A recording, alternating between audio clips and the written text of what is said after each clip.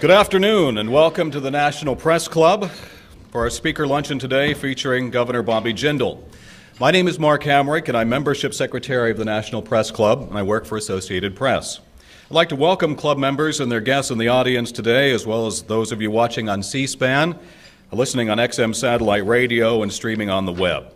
We are looking forward to today's speech, and afterward I will ask as many questions from the audience as time permits.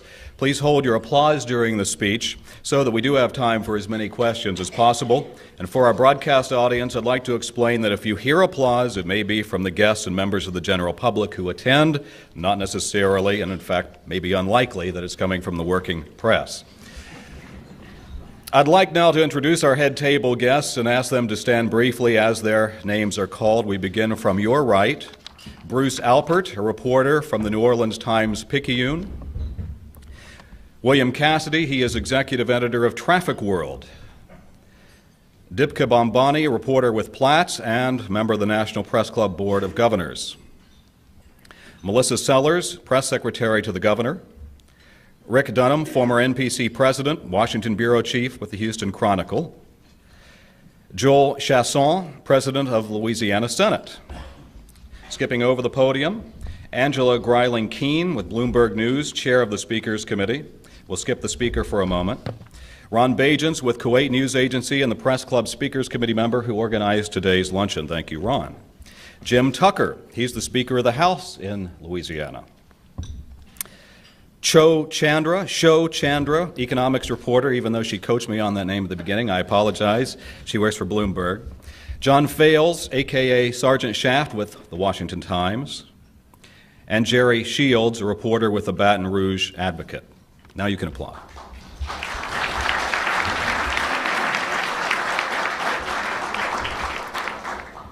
Our guest speaker today became the nation's youngest governor at the age of 36. He took office in January after a campaign that made ethics reform the cornerstone of his platform. He offered plans for reforming health care, education, and transportation systems, as well as for encouraging economic development and continuing recovery efforts in areas devastated in 2005 by the hurricanes Katrina and Rita. There is said to be an adage about governors in Louisiana that they get 2 terms there, one in office and one in prison. Now that punchline is set up by an understanding of the state's history of corruption in government. A Republican working with what is essentially a Democratic-controlled legislature, the governor's already pushed through an aggressive ethics reform agenda during 2 special sessions of the Louisiana legislature. There's also been legislation approved to eliminate taxes on business investment, utilities, and debt. This son of parents who themselves moved to Louisiana from India was born and raised in Baton Rouge. He graduated from high school there. At Brown University, he graduated with honors in biology and public policy. At Oxford University, he was a Rhodes Scholar, having turned down admissions to medical and law schools at Harvard and Yale. In the 1990s, he was secretary of the Louisiana Department of Health and Hospitals and executive director of the National Bipartisan Commission on the Future of Medicare. President George W. Bush appointed him to serve as Assistant Secretary to the U.S. Department of Health and Human Services in 2001, no stranger to Washington. In 2004, he was elected to the U.S. Congress, representing the 1st District of his state. He was reelected in 2006. His victory in the election for governor last October came in his 2nd attempt to secure the office. Fresh off his appearance on The Tonight Show this week, please give a warm National Press Club welcome to Governor Bobby Jindal.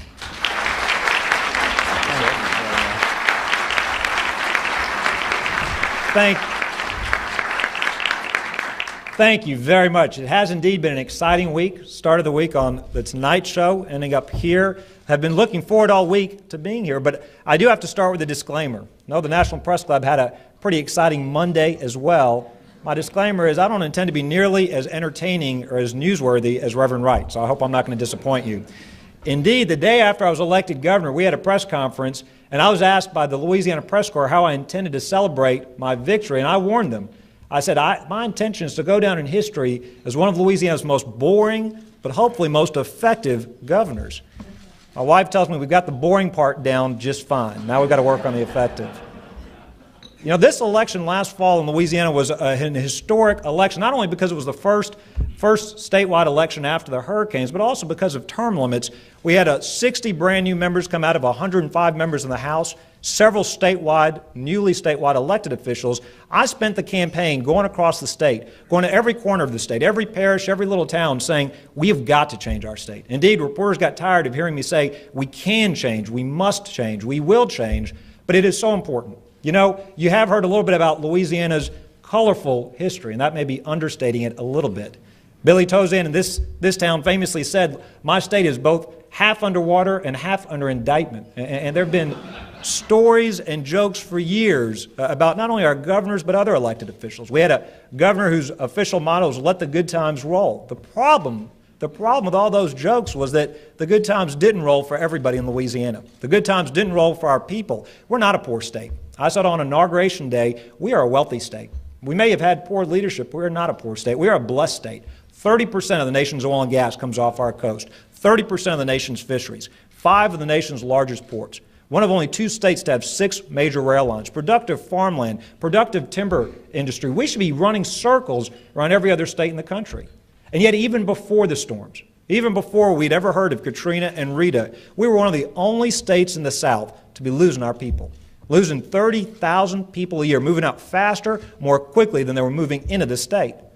The reason I ran for office is we had to do something about that. We had to change that.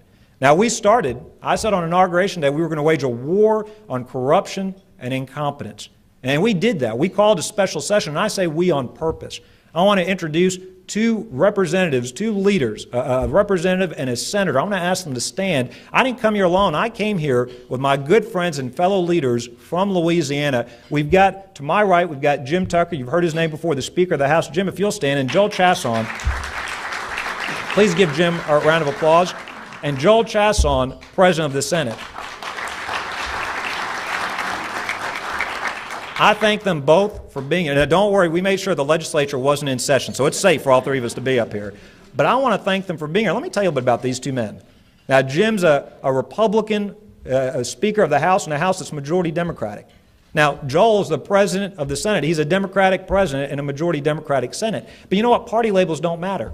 And I know that's kind of a foreign concept to the way that things usually work in Washington. And when I was running for office, I said one of the problems in Congress is too often people wake up thinking of themselves as Democrats or Republicans first, not as Americans first.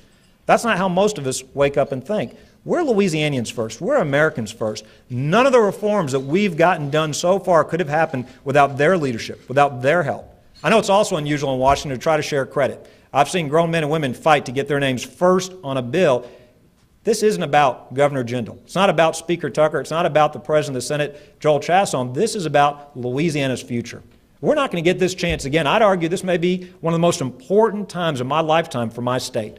I would argue that history is going to look back on us and either say that we made the right decisions for Louisiana to move forward, or to say, if we don't seize this opportunity, that we wasted the best opportunity we'll get in our lifetimes to fix our state.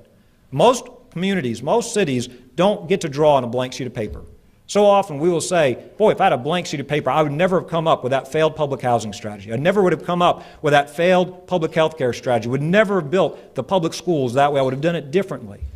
And I'm not here to tell you that Katrina was a good thing. We lost over 1,000 people, hundreds of billions of dollars of damage. But we have got a chance to rebuild better than what was there before the storms.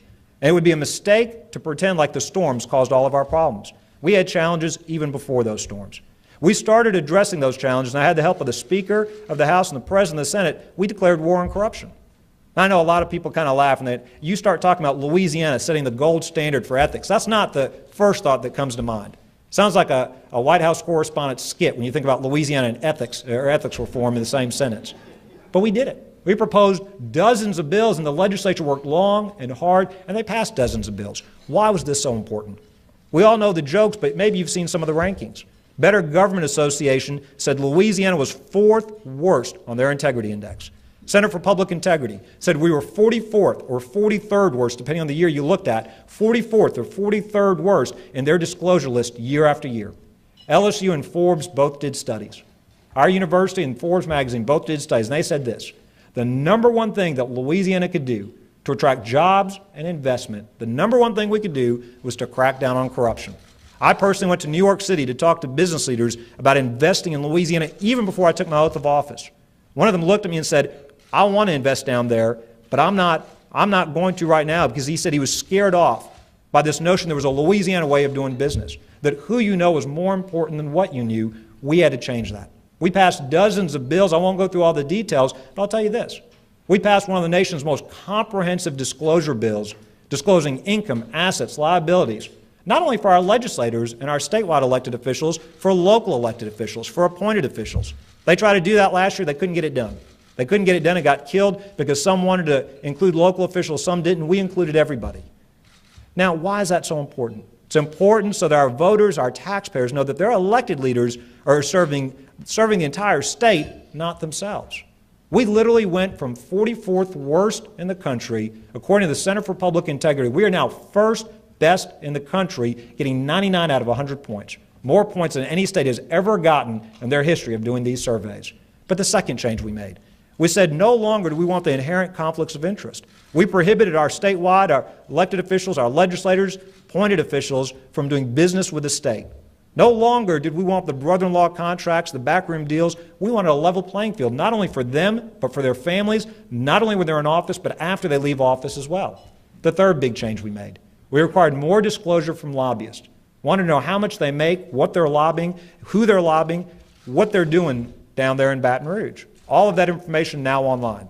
In addition to that, we made other changes. Got rid of the free golf trips, free football tickets, also capped the lavish meals that have been commonplace in Baton Rouge and the state's capital before. Put all government spending online. You go through dozens of these changes, but the bottom line was this.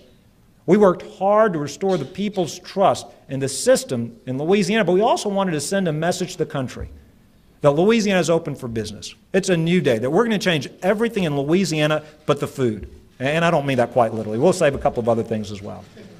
But it was so important that we start there. And we purposely started with the war on corruption. And already we're seeing results.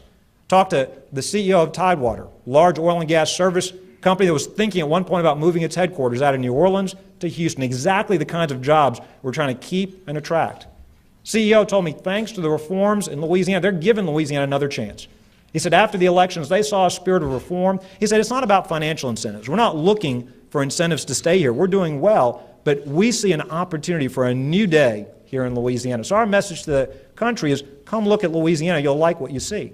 But that was just the first step. We didn't stop there. And it is so important that we do everything we can to make Louisiana inviting for investment, for jobs, for opportunity. Because we export many great things out of our state. We export food, oil and gas products, petrochemical products, manufactured products, crops. We export many things. Our greatest export are the sons and daughters of Louisiana that leave every year because of the lack of opportunity. We've got to put an end to that. So we want to reclaim that potential. Thomas Jefferson said, after the Louisiana Purchase, said, New Orleans has the potential, because of its location, to be the greatest city in the world. And he was right. And for a while, we were among the greatest cities in the world. You look in those decades after the Purchase, I don't know if you realize this, New Orleans was home to the first opera house in America.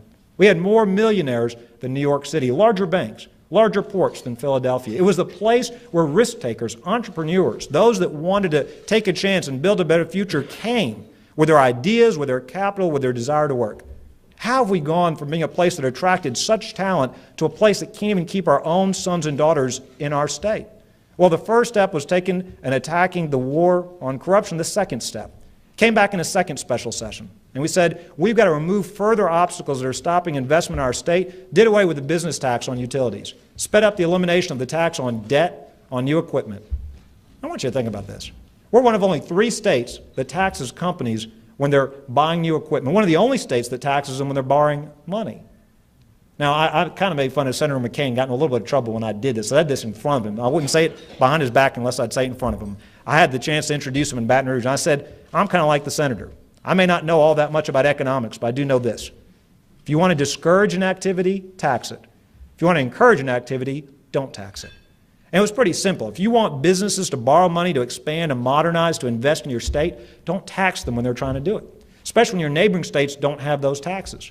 The problem is those taxes were left over from a legacy where our leaders thought that businesses had to be in Louisiana. We literally had a governor, Huey Long, built a bridge in Baton Rouge lower than standard bridges to stop ships from going north and unloading their cargo.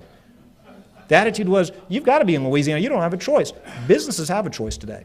We had plant managers come tell us their newest equipment in Louisiana is older than their oldest equipment in any other facility in the country. Are they going to shut down their plants overnight? No. But in communities like Bastrop and Pineville and other communities that depend on these facilities, they worry year after year about whether those jobs will still be there. Now the companies are saying, look, if you remove those taxes, we can make investments in Louisiana. We can modernize our facilities. We can be competitive. But we did more. During that session, we took one-time dollars and put them in one-time needs. Now there's a radical thought. If we did anything less than that, it'd be like using your credit card to pay your mortgage, but we said, that's not right. Let's be fiscally responsible. In addition to cutting taxes, let's invest in our roads and our infrastructure. We have a $14 billion backlog. Every governor before me in modern history has talked about the need to raise taxes. We said nonsense. Let's not only use our surplus dollars, but let's also dedicate our existing transportation dollars for transportation needs. Now there's a radical thought. Let's actually do for the voters what we told them we were going to do in the first place. We can almost double what we spend on roads over the next few years without raising taxes. We're already seeing the results. We're already seeing the results. Before that investment, Louisianians wasted hundreds of hours, hundreds of dollars every year in traffic. By making that investment, we invested in one port, in the port of Terrebonne. A large shipbuilder has now announced they're going to create 1,000 jobs, average pay over $54,000 a job. Those are good paying, great jobs for our state. What it shows is if we'll invest in our infrastructure, we can grow our economy. We can attract opportunities for our state. But in addition to that, we also put investments to pay down the pension debt for our teachers, for our state workers. One of the least exciting things you can do as a politician, by the way. Constitutionally, we weren't obligated to do anything for over 20 years. But every dollar we invest now saves over $4 in interest payments. We also invested tens of millions of dollars in deferred maintenance. Leaky roofs and pipes, one of the least sexy things you can do as a politician. No cutting ribbons, no names on new buildings, fixing what the state already owns. But it was a fiscally responsible session. The point was to show the people we'd be good stewards with their money. And now we're in the regular session. We're in our third session of the year already. Now we have said our number one priority, the administration's number one priority in this session is workforce development. Now don't get me wrong, we've got other priorities. We're working on bills to crack down on crime, to improve our health care, to do other things for our state. But our number one priority is workforce development. Why is that? Because the states that are going to be successful, the countries that are going to be successful economically are going to be the ones that have the smartest, most skilled, most capable workers. For decades, we've grown our economy based on having cheap energy, natural resources, having a good regulatory environment. And those are good advantages, and we'll continue building those advantages. But to succeed in today's economy, we need a skilled workforce. Louisiana is enjoying a near record low unemployment rate. We haven't seen unemployment rates this low for the last 30 years. Right now, there are 100,000 jobs we can't fill today, vacancies we have today, for skilled workers, for welders, for nurses, for computer technicians. We've announced 5 major initiatives in this session. Number one, we want to change the way that our community and technical colleges are funded. Right now, our colleges actually make money training nail technicians, massage therapists. They lose money training welders and nurses. How crazy is that?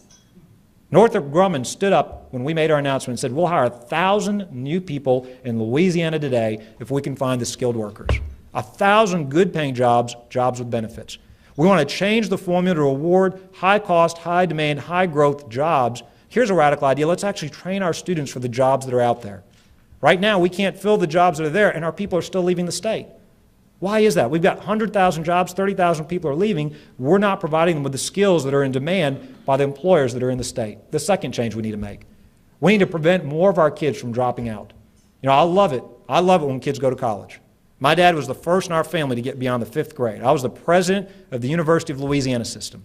It's a great thing when a child goes to college. I'll be speaking at several graduations this year. Many of those students will be the first in their families to graduate. Not every child's going to college. And what we've done in Louisiana is too many of our kids are dropping out. Well, they don't see a future for them. For the kids going to college, make sure they're taking AP and honors courses. They're ready to hit the ground running. For the students that are not going to college, let's give them dual enrollment courses so they can get technical credits even before they leave high school. So they see a future for them, so they'll continue their post-secondary education. In Louisiana, we send 80% of our high school students that continue their education to a 4-year school. In California, they send 80% of their kids to a community or a technical college. The result is we have one of the highest dropout rates in our K-12 educational system. So the second change we're making is making a dual enrollment system where our kids will be able to continue their education whatever their interests are. The third change, we're going to offer a first-day guarantee. We're going to say to our people and to employers, our people will be ready to work on the first day or we'll retrain them for free. That's how confident we'll be in our training programs. That's how confident we'll be that our people are going to be ready to work. Fourth, we're going to create a rapid response fund so we can go to employers making significant investments, willing to grow or retain jobs in Louisiana, and guarantee them we will pay for their workforce training needs. We will guarantee them they have the skilled workers they need to thrive and succeed in our state. And then fifth and finally, I recruited the former president of one of Louisiana's Fortune 500 companies to come be the secretary of my Department of Labor. I didn't expect him in 3 months to try to work himself out of a job, but he has. He came and said, we need to replace the Department of Labor. It makes no sense to have an agency run by bureaucrats trying to serve the business community. We need to replace this with regional business councils with a majority membership of local businesses. They should have these dollars and allocate it for workforce training programs. And it should be a real one-stop shop with daycare training dollars and transportation dollars so that it is truly flexible and nimble and responsive to the needs of government. We've got to move at the speed of government, not bureaucracy. Now, there are many other things I could talk about, but those are the 5 most important initiatives. We have got to get this right for the future of Louisiana. Our package, by the way, was endorsed by the Louisiana Business Association. It was endorsed by the AFL-CIO. It was endorsed by regional chambers of commerce. Now, I think these 3 steps are critical to the future of my state. First, cracking down on corruption. Secondly, getting rid of those taxes that were holding us back, investing in infrastructure. Third, training our workforce. I know our time is short, and I want to leave as much time for questions as possible, but I want, if you'll give me just a minute, to tell you a little bit about the recovery in New Orleans and Louisiana. First, I want to thank the American people. We live in an incredibly generous country. And let me tell you, I had the chance to go through the lower Ninth Ward with many members of the national media last week, and every day that you go down, not only to New Orleans, but Cameron Parish and all over our great state, but especially in South Louisiana, you'll meet the most amazing people. We had last week high school students from Massachusetts and Maine down there on spring break gutting homes. We had bankers from Deutsche Bank using their personal vacation time, their own money, to come down there and repair homes. You have colleges, you have churches, you have faith-based groups from all over the country. A lot of people ask me, are you worried about Katrina fatigue? I'm not worried about Katrina fatigue as long as I see every day these incredible people, young people, retirees, working people that are coming down, sending down donations, doing so much to help us get back on our feet. We are grateful to the country for the help. The second point I want to make is our number one priority, and I hope to get to talk to this in questions, our number one priority. We've got to build the levees back the way that they should have been built in the first place, and we've got to restore our wetlands. This is important not only for Louisiana, it's important for our country. Those are America's wetlands. 30% of the nation's fisheries, important estuaries for migratory birds, an important source of domestic oil and gas. This nation has made an investment in the Everglades, in the Chesapeake. We need to make a similar commitment to restoring America's wetlands. The third point I'll make, we also need help cutting through the bureaucracy. And I could spend hours telling you stories that make you laugh or cry about some of the ridiculous bureaucracy right after the storms. It's getting better, but we still need help. And then finally, the final thing I'll say about the recovery is we are going to be back, and we're going to be back stronger and better than we were before the storms. We're not going to force our people to go to emergency rooms to get health care. They'll have outpatient-based care. Already you're seeing incredible reforms in K-12 education. The Gates Foundation, the Broad Foundation, Teach for America, charter schools all over the city. If you want to see the newest, most exciting, promising reforms in K-12 education, come to New Orleans. I couldn't have told you that before the storms. You're going to see brand new public housing, affordable housing, mixed development communities that integrate housing and opportunities and work and school and healthcare services. In other words, the New Orleans you'll come back will have the great architecture, the great food, the great music. But it'll also be a cutting-edge American city. It'll be like that city Thomas Jefferson described, the world's greatest city, a city where risk-takers, entrepreneurs, and others can come to pursue their dreams. I want to thank again the Speaker of the House, the President of the Senate, for coming with me, showing the country we're working across party lines, across geographic lines to move our state forward. My message to the country is come to Louisiana, come invest, come create jobs, come home. There's opportunity like there's never been before. They may never make a Hollywood movie about my life. I may indeed fulfill my desire to go down in history as one of Louisiana's most boring governors. The legacy I want to leave is a legacy of effective leadership so my children don't have to leave the state to pursue their dreams. My mom's already made it abundantly clear to me. Maybe your parents are like this. My mom says, look, son, you can go wherever you want. Those grandchildren are staying right here. Because if I could have had grandchildren without you, you wouldn't be here today, governor or not. I want to thank you for inviting me. Thank you for your interest in Louisiana's renaissance, rebirth, and recovery. Thank you all very much.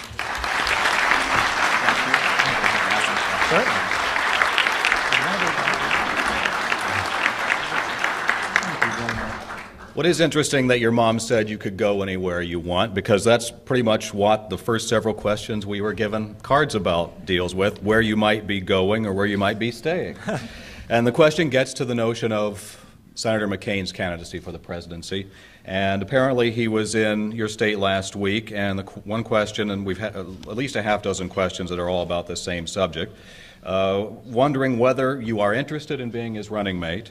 And could you talk about what you discussed to the degree that you aren't divulging anything that was talked about in confidence? Certainly. Well, first of all, like anybody whose name's been put on such a list, it's certainly very flattering. But I've said it several times before. I'll say it to have your name even on the list or mentioned publicly. But I'll say it again. I've got the job I want. When I campaigned across the state, I told people this is an historic time for the people of Louisiana. We won't get to make these changes again. This isn't a normal time, normal piece of history for my state. The changes we make are generational changes. I want to be a part of that. I want to help lead that effort. This may be the only elected position I'll ever have, and that's just fine for me. This is not a stepping stone for me. This is an opportunity to help lead my state forward. So I'm flattered. I've got the job I want. I think the lieutenant governor is spreading these rumors. I think he'd like to have my job. I don't blame him. It's a great job to have, but he's going to have to wait hopefully 7 years before he gets a crack at this job. I like the job I've got. In terms of what I did talk to Senator McCain about, you know, he came down to the lower Ninth Ward and spent some time there. He came to Baton Rouge and spent some time there. We talked about our recovery needs. We talked specifically about levees, about wetlands, about cutting through the bureaucracy. Two remarks he made that I want to echo for you because I very much appreciated him making these statements, these commitments, and these remarks. Number one, and he has said this repeatedly, he said it makes no sense for Congress to be funding earmarks and bridges to nowhere if we're not funding restoring America's wetlands and rebuilding those levees. And we certainly appreciated hearing that in Louisiana. And secondly, he reiterated his commitment to getting Louisiana not only the 100-year flood protection, but also the Category 5 protection, which involves restoring our wetlands. He was asked by reporters about the resources. He said when it comes to protecting American lives, the resources will be available. And we certainly appreciated his commitments. He made many other commitments about cutting through the bureaucracy and other things. You know, his wife was coming on Leno a couple of days after me, so I gave her some tips. No, I didn't give her any tips. Well, and as a follow-up to that, people are saying, well, will you promise that you will not leave the office of governor if indeed he asks you to run? You know, I'll say this again. He's not. I'll make this prediction right here, right now. He's not going to ask me to run. I think it'd be presumptuous for me to turn down something I've not been offered. I likened it earlier this week to like going to high school and telling the prettiest girl in the high school, I'm not going to prom with you before she asks you. I mean, she might think that was a little odd. Look, my commitment to the people of Louisiana is I've got the best job in the world. I really do. I wake up, and I don't know any other way to say this, on the worst day. And, you know, even on the worst day in this job, I get up every day, and thank God, I feel like I'm the luckiest guy in the world. I've got a job where I get to make a difference for my state. I'm married to my high school sweetheart, which is not technically true. I liked her in high school. I asked her out. She turned me down. It took me 10 years to convince her to go out with me. Got 3 beautiful kids. We've got great leadership in the House and the Senate. We're getting great things done for our state. So I'm happy where I am. My prediction is I'll be running for re-election, and I want to be governor of the state of Louisiana. That's what I campaigned to be. I've got the job that I want. And then as people want to know about sort of maybe your philosophical association with Senator McCain, he had some negative comments about the federal response to Hurricane Katrina. How do you feel about what he had to say about that? And how do you feel about the gas tax holiday idea? Sure. You know, the senator obviously got quite a bit of national attention. He was asked about the response to the storms. I think people were relieved to hear, at least in Louisiana, were relieved to hear the senator say, never again, when he was asked about the response. Look, there was plenty of blame to go around. And it doesn't do a whole lot of good just to point figures at the federal level, at the state level, at the local level. But as somebody who was on the ground, as somebody who lived through it, I can sit here and tell you that clearly Our nation's got to do a better job if, God forbid, there's another disaster like that. Not only in the rescue efforts. I was literally in a sheriff's office, and he was spitting nails. I said, "Sheriff, what's got you so mad?" He was on a phone yelling at somebody saying, "I'm the sheriff, and if you don't like this, you can come arrest me." I said, "Sheriff, what's the matter?" Literally, there were people in the water. He'd gotten on the radio. They had people going out there in boats to rescue people, and he said, I went on the radio, and he asked for volunteers to come help him rescue people out of the water. Well, the volunteers had showed up. We live in a great country. Volunteers, recreational boaters showed up with their boats. Sheriff's deputies from all over showed up with their boats, ready to go. Some bureaucrat, and he literally, what he told them was go to the Causeway Interstate Exchange, and that became a boat launch. I mean, you could just go to the interstate and launch your boat directly in the water, go out there and pick up people off their rooftops. He didn't have enough deputies to do it. Some bureaucrat showed up and said to the boaters, "You're not allowed to go in the water unless you have proof of registration and insurance." People are about to die, and they're worried about paperwork. I told the sheriff, I told the good sheriff, "Sheriff, I agree with you. This is ridiculous." Before you know it, he's back on the phone, and I hear him say, "I got Congressman Jindal here. You can come arrest us both if you don't like." I said, "Wait a minute. I don't remember volunteering for that, Sheriff." I said, "Who are you talking to?" He said, "Oh, just the radio stations. Don't worry about it." But it wasn't just in the rescue efforts. Many people think, well, look, the rescue efforts were over, things got immediately better in the recovery efforts as well. I was telling a story earlier this morning about when we're trying to rebuild schools, at one point the bureaucracy was telling us, well, your buses were used when they were flooded, so you've got to go find buses of the same age. Well, you find a store that sells used school buses. And so they did find some, but they were going to ship them up to Minnesota to get air conditioners installed in them and then ship them back to Louisiana so we could use them. We said, why don't you just give us what you think the buses are worth? Let us buy new, more modern buses, and we'll make up the difference. But that bureaucracy is prolonging the recovery. When it comes to rebuilding schools, they want to know how many pieces of paper, how many pieces of chalk, how many erasers were destroyed. Don't try to buy an electronic board. We'll build you, we'll just buy you the same old chalkboard that was there before. Don't even think about moving the schools because the population has shifted. Now, the good news is it's getting better.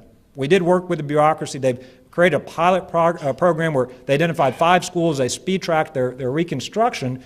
But part of the message is that there's still bureaucracy in the recovery. You know, when I go to Congress, yes, we'll need money for levees and wetlands, but my most important request is not for billions of additional dollars. It's to cut through the red tape for the dollars that have already been approved, that haven't been spent on housing, that haven't been spent on health care, that haven't been spent on schools. So I think the senator was on target when he criticized the response at all levels and said that things would be different.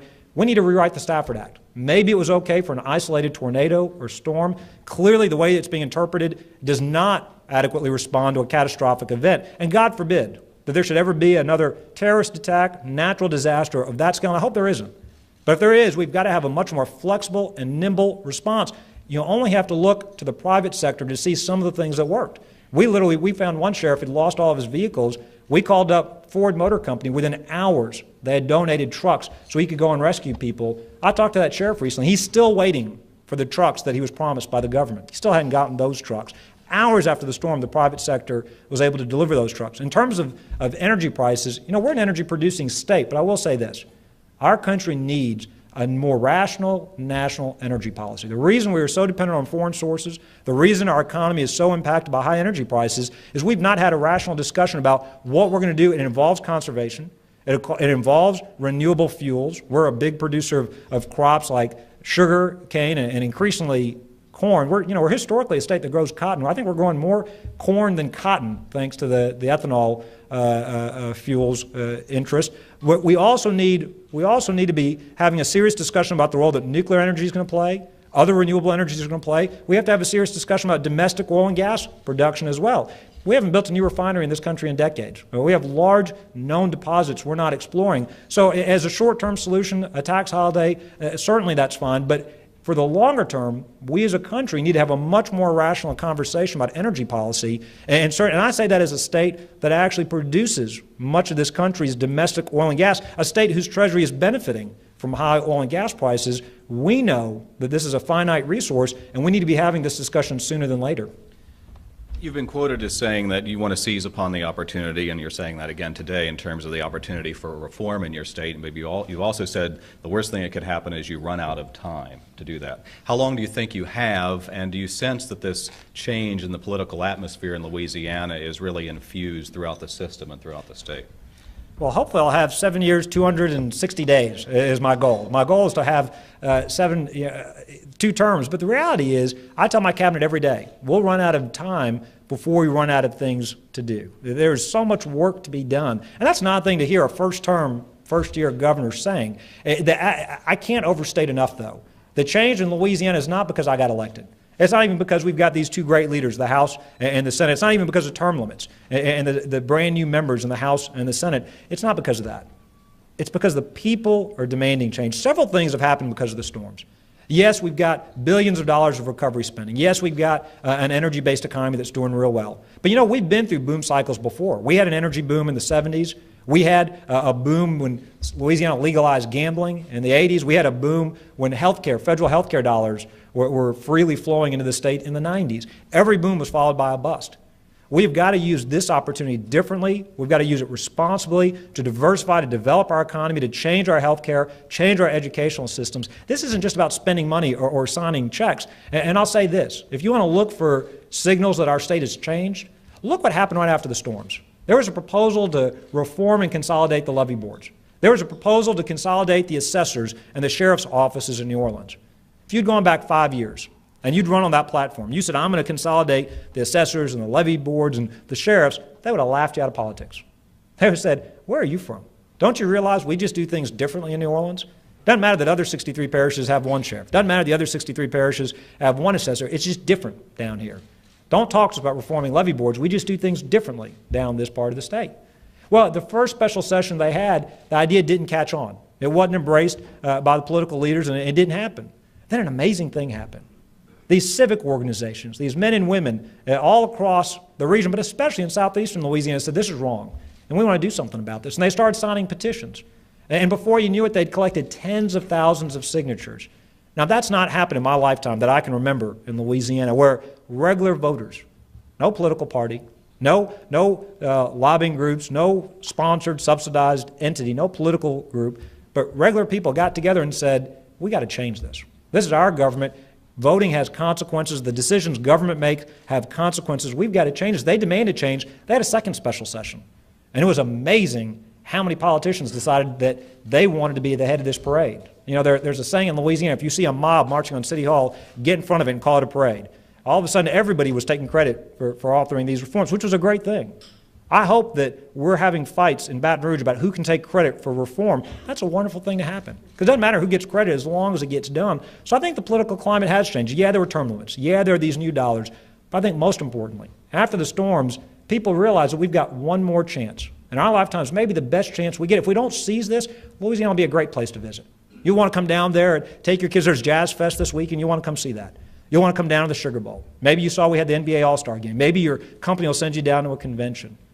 But we got to seize this opportunity so you come down and not just have a great meal and not just take a great picture in the French Quarter and not just go on the bayou tours and see the plantation homes and travel all over the state. We want to seize this opportunity so you say, that's where I want to do business. That's where I want to invest. You know, this week, Albemarle Corporation, a Fortune 1000 company, moved its headquarters from Richmond, Virginia to Baton Rouge, Louisiana. It's our 5th Fortune 1000 company now. And when that move happened, it was funny. One of the reporters asked the CEO, who stood up there and talked about all the reasons they were coming to Louisiana.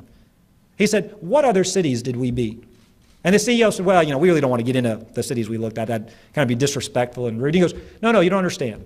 We're so used to losing these contests. We're so used to people writing, well, they could have come to Louisiana, they didn't. We just want to know who we beat this time. And that's how excited people are. I predict for you that Tidewater, I predict for you the shipyard in Terrebonne, I predict for you that Albemarle, these are just the first of many companies that will expand, move, and come to Louisiana. There was a follow-up question to your statement about national energy policy. Well, what policy would you like to see in place? Well, you know, I think we've got to realize there's no silver bullet. There's no one solution. People that think, well, if we just drill more, that'll solve all of our problems.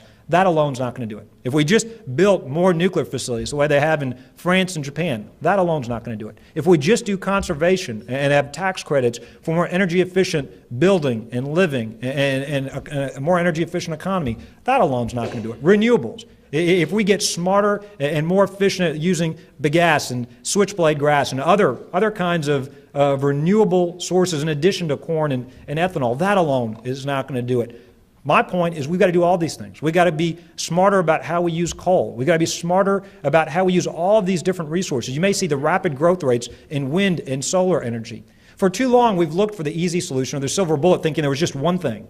If we just had one policy that would solve all the problems, it's not. We have to have a diversified energy portfolio. It's better for our economy. It's better for the environment. It's better for national security. We're doing that in Louisiana. For years, we put too many of our eggs in the natural gas basket. We also have nuclear energy. We're diversifying our energy portfolio. It's increasingly important for the environment. It's important for economic development as well. A year ago, under my predecessor, there was a steel plant thinking about coming to Alabama or Louisiana. They chose Alabama in part because they were able to afford and provide cheaper energy. We need a national policy that recognizes there's no silver bullet, but let's also realize this. There will be winners and losers as we adopt new policies, and we need to be sensitive to that, because there'll be people that are economically disadvantaged that will be, if we just move quickly to new policies, it wouldn't be fair to go to parts of the country that have invested in natural gas plants or coal-based plants or whatever and unfairly make them shoulder those burdens. A rational energy policy says, as a country, we benefit from having more diverse energy resources. But I would argue we need to do all those things I listed. More domestic production, more conservation, more renewable sources. We need to be doing all those things, not just one of those steps, to break the cycle we're trapped in today. Well, are you, in a sense, reliant very significantly in your state on the revenues that oil necessarily creates, and then therefore diversification presents a great risk to your state? You know, we are not nearly, certainly oil and gas economy has been good for Louisiana. Make no mistake about it. I mean, there's still a tremendous amount of activity.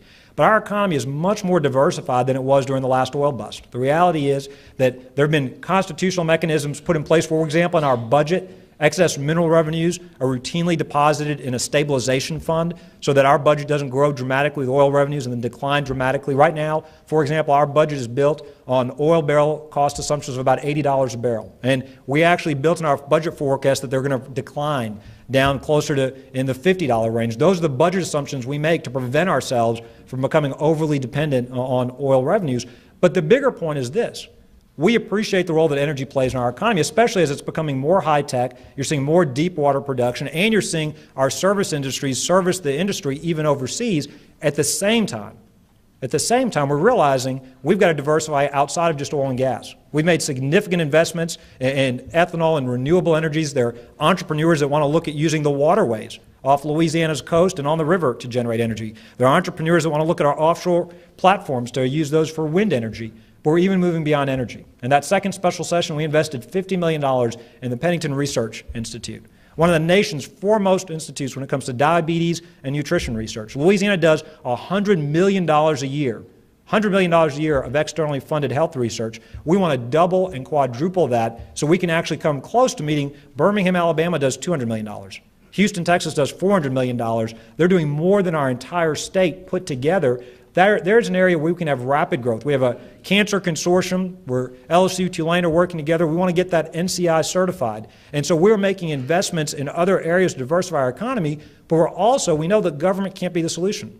We're removing obstacles by getting rid of taxes that have been an obstacle, revamping our educational policies, so businesses will look to Louisiana as an opportunity to invest and expand even outside of the oil and gas industries, and increasingly we're seeing that happening. Obviously, you're at the National Press Club today, and we like to engage in some self-examination of the news media. Give the national media a letter grade for its coverage of Katrina. You know, one of the things, and I want to first of all thank the media for their extended coverage of the region. And that may sound like a trivial thing, but it is so important for us. When the media comes down for Mardi Gras and Jazz Fest, when you come down for the Katrina and Rita anniversaries, when you come down to cover those stories, why is that important? Well, it's important because we want the country to see two things. On one hand, we want to see we're recovering. You know, I was talking to a CEO in New York again last year, and he asked me, is it safe to drive down there, or are y'all still underwater? I said, it's been 2 years after the storm. I mean, and here's a relatively informed individual. We want the country to see it is perfectly safe to come down there. You can fly down the airport, stay in the hotels, go to the convention center, you can go to work. There are many, many areas that are doing extremely well. On the other hand, we also want the message to get out that we still have ongoing needs. It's a double-edged sword. We don't want people just to go to the tourist areas and say, well, everything's fine, everything's done. It's a double-edged sword. We want people to also see we've got ongoing reconstruction needs. In terms of the media coverage in the first days, there was a lot of sensational reporting. I don't blame the media for that. There just wasn't good communication, so there wasn't always accurate information coming out from those areas impacted by the storms. It was impossible to get completely accurate information. In the first hours, people, even at the Corps, were denying there had been a breach. And so for some time, people were saying, no, the levees haven't breached, the storm's passed, everything's fine. Look, everything's sunny, everything's clear. We missed the big one. The first reports were New Orleans had missed the big storm. It wasn't as bad as people thought. Then afterwards, there was more coverage. Wait a minute, water's coming into the city. And then the coverage, and again, I don't think it was the media's fault. I think there just wasn't accurate information all the time coming out. There's a lot of sensational coverage about exaggerations. The reality was awful enough. And so the exaggerations added to a sense of panic and fear of awful atrocities being committed, many of which did not turn out to be true, some of which did, but many of which did not turn out to be true. In terms of going forward, what we think is helpful is to come down. It's a complex story. It'd be very easy to go take a picture of the lower Ninth Ward and show ruined homes and say, boy, the country's forgotten New Orleans, nothing's changed. It'd be very easy to go take a different picture down in the central business district or the French Quarter and say, traffic is bustling, shops are being renovated, hotels are being opened, business is great. It'd be very simple just to come fly to New Orleans, do the story, and leave. It's a lot more complicated to go to St. Bernard Parish, Plaquemines Parish, Cameron Parish. So I really have two messages for the national media. One is thank you, and I mean that sincerely. The continued coverage is extremely important to the people of Louisiana. But secondly, I would say my suggestion, my request would be realize it's a complicated story. It's a lot easier to want to come down and say they're all better or they're not all better. The reality is somewhere in between, and the storms hit a lot more than New Orleans. New Orleans gets a lot of the attention. The reality is there were two storms. Rita hit as well, and there were many other communities that suffered extreme damage and also lost lives and also lost property. But overall, I'm very grateful for the press getting this message out and for telling the good news stories as well so people can see that there is a recovery going on and that we are grateful for the help that we've received. Two other recovery-related questions. They're both in the same area. One, can you talk about plans to expand the levee system in New Orleans in the short term and the long term? And also the related question with that one is, what about hurricane preparation as the season approaches? And secondarily, do you see projects in large-scale restoration of coastal wetlands to perhaps mitigate effects of future hurricanes? Thank you. Both excellent and very, very important questions. Several things I want to share with you about the levees and the wetlands. I want to clear up a lot of misconceptions. The reality is Katrina was not the doomsday scenario. It wasn't the Category 5 storm that was a direct hit on New Orleans. The reality is if the federally built levees had done what they were supposed to do, Katrina would have been an awful storm. A lot of people would have still lost their lives. A lot of homes would have been destroyed.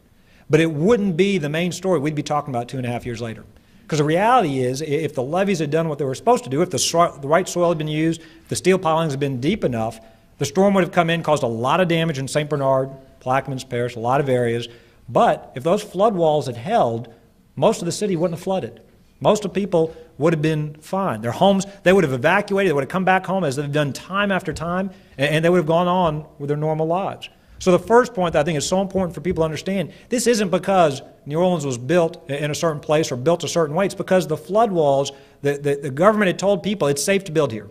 It's safe, you can get insurance here, you can get mortgages here. And when the flood walls didn't do what they were supposed to do, water came in many places where it had never been before. People had lived there for generations and never had trouble with flooding or with storm damage. But because the flood walls didn't do what they were supposed to, a lot of people were stunned when they lost their homes, and many of them lost their lives. This second point. We're very grateful that Congress and the President, you may remember, came to Jackson Square, stood in front of the cameras and said, we will do what it takes to rebuild this great city. And we're very grateful for that commitment.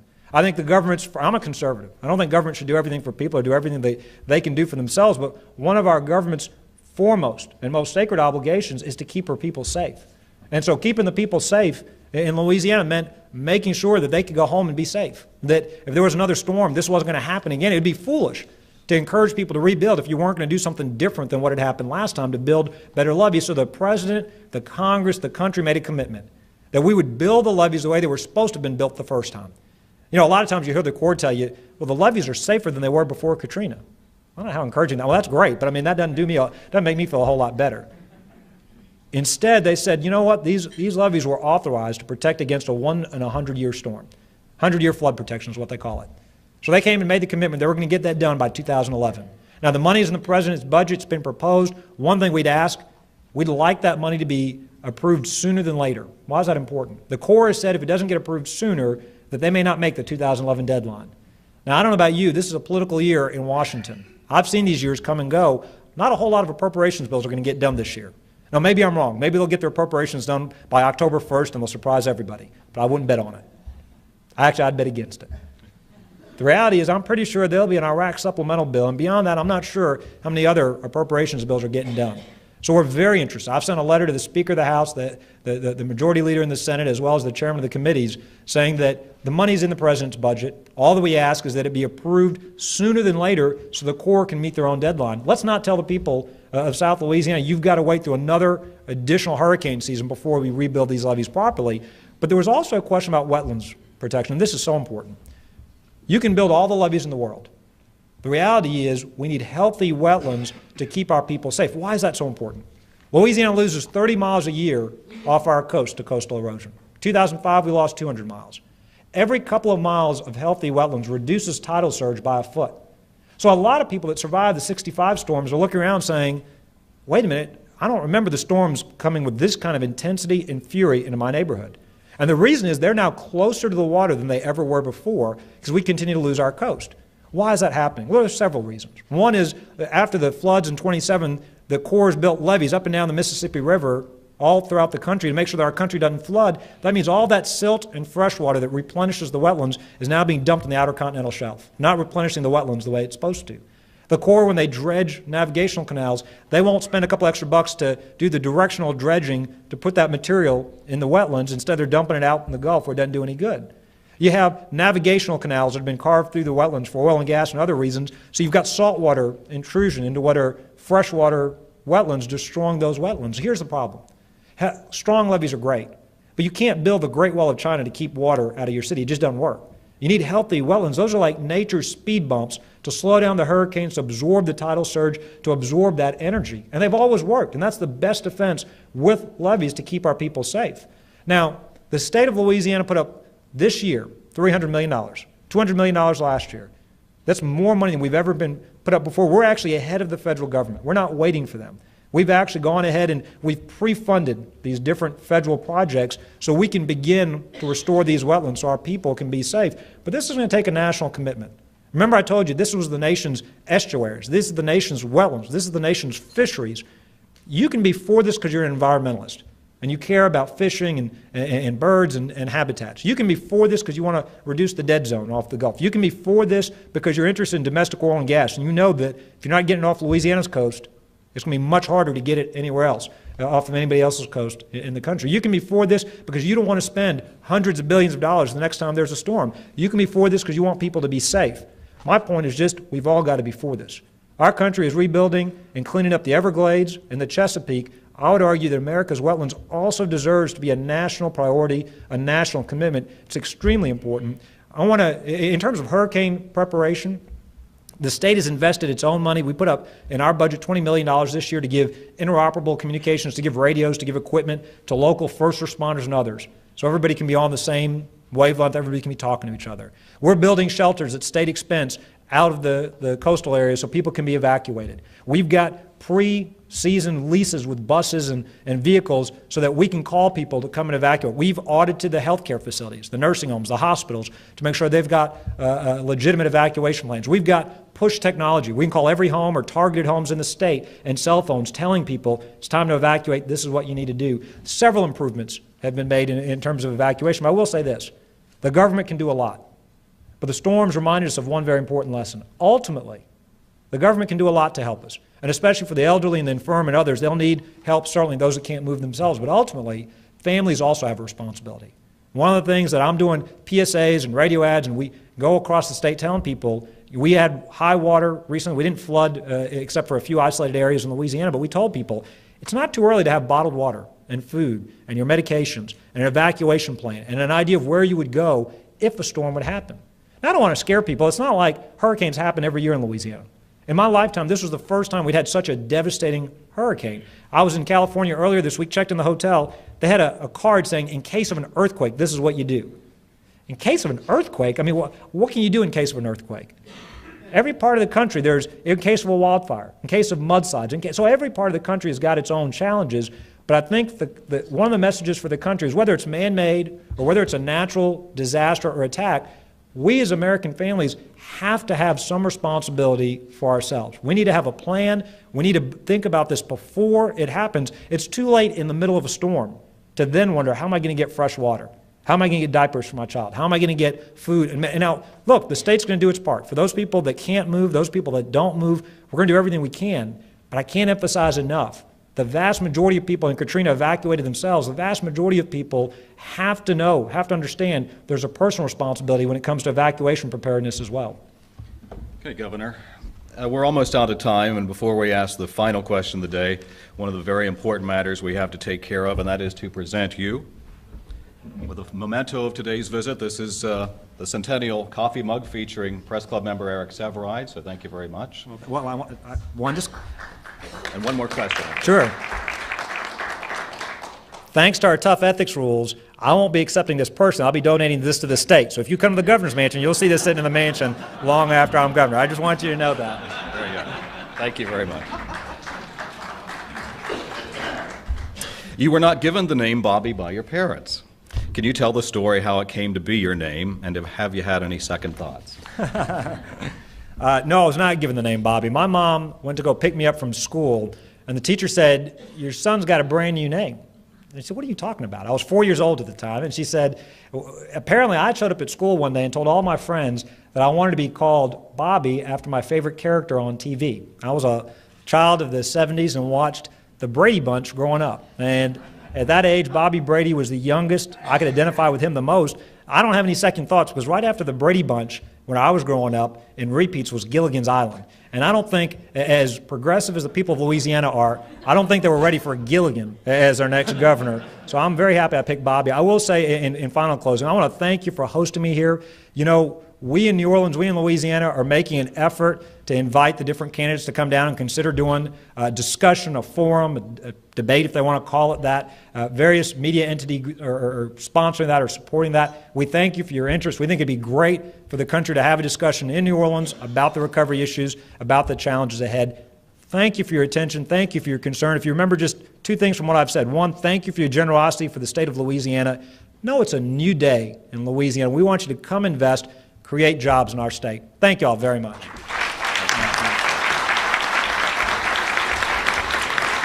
I'd like to thank everyone for coming here today. I'd also like to thank National Press Club staff members Melinda Cook, Pat Nelson, Joanne Booz, and Howard Rothman for organizing today's luncheon. Also thanks to the NPC Library for its research.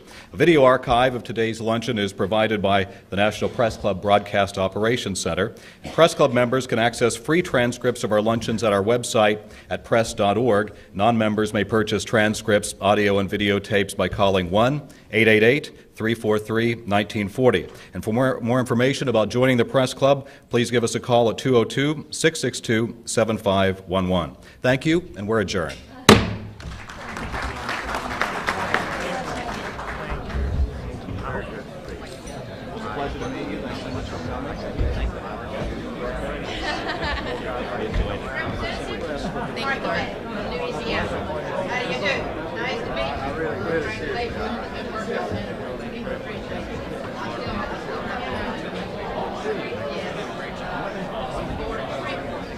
Speaker today became the nation's youngest governor at the age of 36. He took office in January after a campaign that made ethics reform the cornerstone of his platform.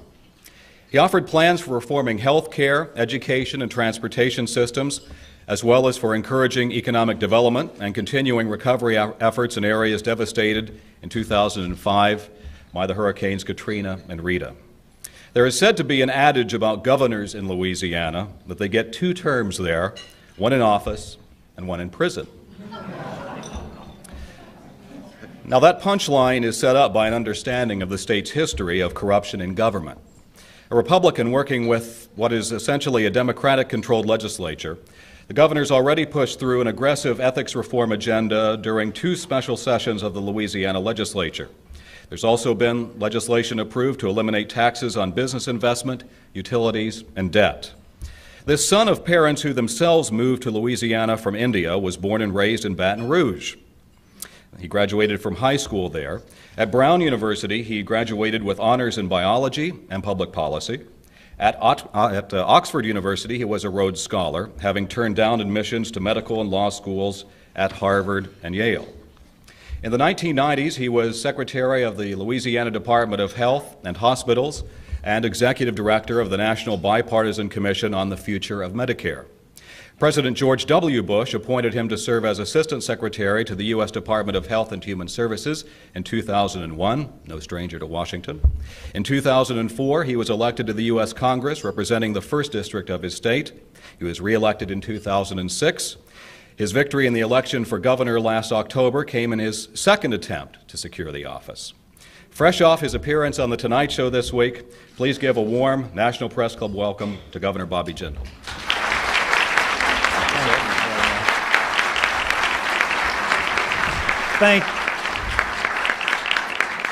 Thank you very much. It has indeed been an exciting week. Started the week on The Tonight Show, ending up here.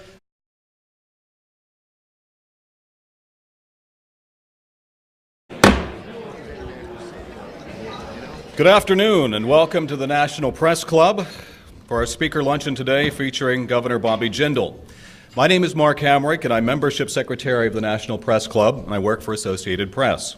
I'd like to welcome club members and their guests in the audience today, as well as those of you watching on C-SPAN, listening on XM satellite radio, and streaming on the web. We are looking forward to today's speech, and afterward I will ask as many questions from the audience as time permits. Please hold your applause during the speech so that we do have time for as many questions as possible. And for our broadcast audience, I'd like to explain that if you hear applause, it may be from the guests and members of the general public who attend, not necessarily, and in fact, may be unlikely that it's coming from the working press. I'd like now to introduce our head table guests and ask them to stand briefly as their names are called. We begin from your right. Bruce Alpert, a reporter from the New Orleans Times-Picayune. William Cassidy, he is executive editor of Traffic World. Dipka Bombani, a reporter with Platts and member of the National Press Club Board of Governors. Melissa Sellers, press secretary to the governor. Rick Dunham, former NPC president, Washington bureau chief with the Houston Chronicle. Joel Chasson, president of Louisiana Senate.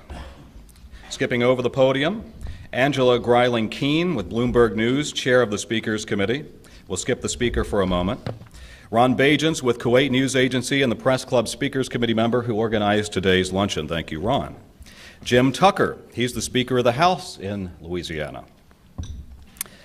Sho Chandra, economics reporter, even though she coached me on that name at the beginning, I apologize. She works for Bloomberg.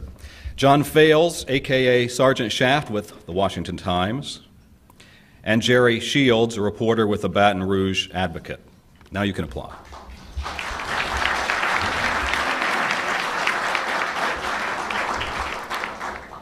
Our guest. I said on Inauguration Day we were going to wage a war on corruption and incompetence. And we did that. We called a special session, and I say we on purpose. I want to introduce two representatives, two leaders, a representative and a senator. I want to ask them to stand. I didn't come here alone. I came here with my good friends and fellow leaders from Louisiana. We've got, to my right, we've got Jim Tucker. You've heard his name before, the Speaker of the House. Jim, if you'll stand. And Joel Chasson. Please give Jim a round of applause. And Joel Chasson, President of the Senate. I thank them both for being here. Now, don't worry, we made sure the legislature wasn't in session, so it's safe for all three of us to be up here. But I want to thank them for being here. Let me tell you a bit about these two men. Now, Jim's a Republican a Speaker of the House in a House that's majority Democratic. Now, Joel's the President of the Senate. He's a Democratic President in a majority Democratic Senate. But you know what? Party labels don't matter. And I know that's kind of a foreign concept to the way that things usually work in Washington. And when I was running for office, I said one of the problems in Congress is too often people wake up thinking of themselves as Democrats or Republicans first, not as Americans first. That's not how most of us wake up and think. We're Louisianians first. We're Americans first. None of the reforms that we've gotten done so far could have happened without their leadership, without their help. I know it's also unusual in Washington to try to share credit. I've seen grown men and women fight to get their names first on a bill. This isn't about Governor Jindal. It's not about Speaker Tucker. It's not about the President of the Senate, Joel Chasson. This is about Louisiana's future. We're not going to get this chance again. I'd argue this may be one of the most important times of my lifetime for my state. I would argue that history is going to look back on us and either say that we made the right decisions for Louisiana to move forward, or to say, if we don't seize this opportunity, that we wasted the best opportunity we'll get in our lifetimes to fix our state. Most communities, most cities don't get to draw on a blank sheet of paper. So often we will say, boy, if I had a blank sheet of paper, I would never have come up with that failed public housing strategy. I never would have come up with that failed public health care strategy. Would never have built the public schools that way. I would have done it differently. And I'm not here to tell you that Katrina was a good thing. We lost over 1,000 people, hundreds of billions of dollars of damage. But we have got a chance. Have been looking forward all week to being here. But I do have to start with a disclaimer. No, the National Press Club had a pretty exciting Monday as well. My disclaimer is I don't intend to be nearly as entertaining or as newsworthy as Reverend Wright, so I hope I'm not going to disappoint you. Indeed, the day after I was elected governor, we had a press conference, and I was asked by the Louisiana Press Corps how I intended to celebrate my victory, and I warned them. I said, my intention is to go down in history as one of Louisiana's most boring, but hopefully most effective governors. My wife tells me we've got the boring part down just fine. Now we've got to work on the effective. You know, this election last fall in Louisiana was an historic election, not only because it was the first statewide election after the hurricanes, but also because of term limits. We had 60 brand new members come out of 105 members in the House, several newly statewide elected officials.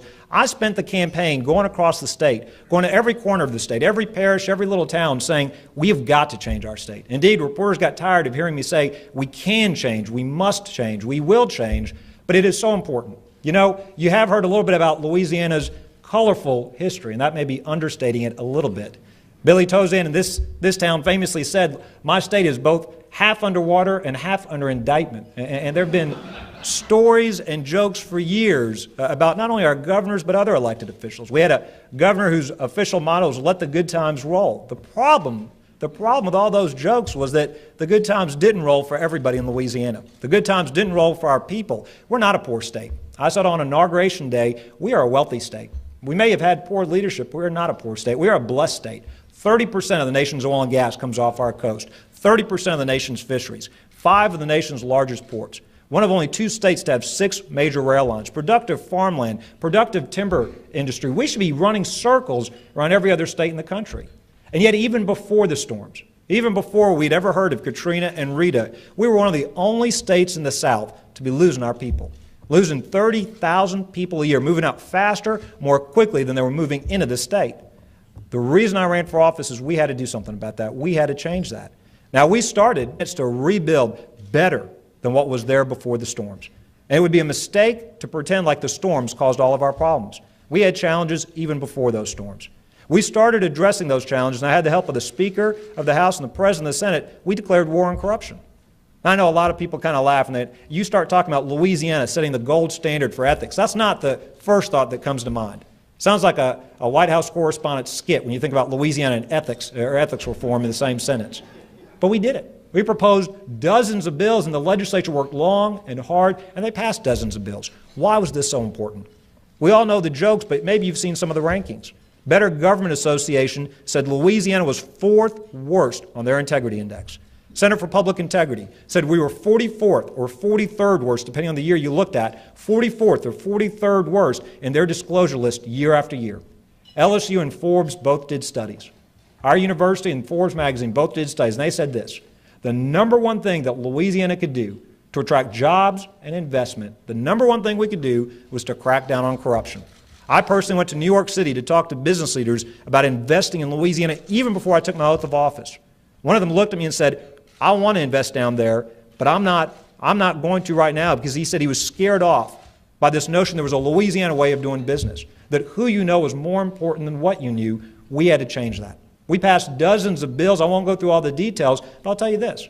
We passed one of the nation's most comprehensive disclosure bills, disclosing income, assets, liabilities, not only for our legislators and our statewide elected officials, for local elected officials, for appointed officials. They tried to do that last year. They couldn't get it done.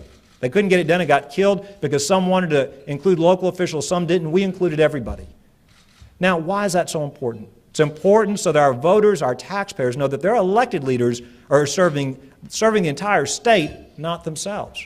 We literally went from 44th worst in the country, according to the Center for Public Integrity. We are now first best in the country, getting 99 out of 100 points. More points than any state has ever gotten in their history of doing these surveys. But the second change